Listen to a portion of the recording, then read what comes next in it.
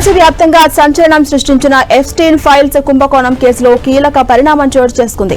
America న్యాయశాఖ web page నుంచి Jeffrey Epstein కు సంబంధించిన 16 ఫైళ్లు మాయమయ్యాయి.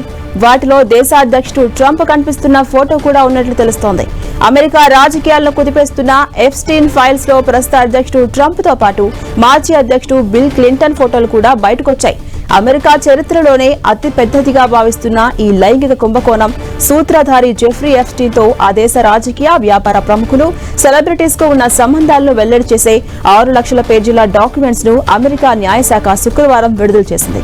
ఈ పత్రాల విడుదలకు అనుమతిస్తూ అధ్యక్షుడు ట్రంప్ నవంబర్ 19న ఆ దేశాలపై సంతకాలు చేయగా సరిగ్గా నెల తర్వాత వాటిని బయటపెట్టారు. ఈ పత్రాల విడుదలకు ప్రతిపక్ష డెమోక్రాట్లు భారీ ఉద్యమే నడిపారు. అయితే తీరా ఆ పత్రాల్లో ట్రంప్ కంటే డెమోక్రాటిక్ నేత క్లింటన్ రాసిలీలలే అధికంగా ఉండడం సంచలనంగా మారింది.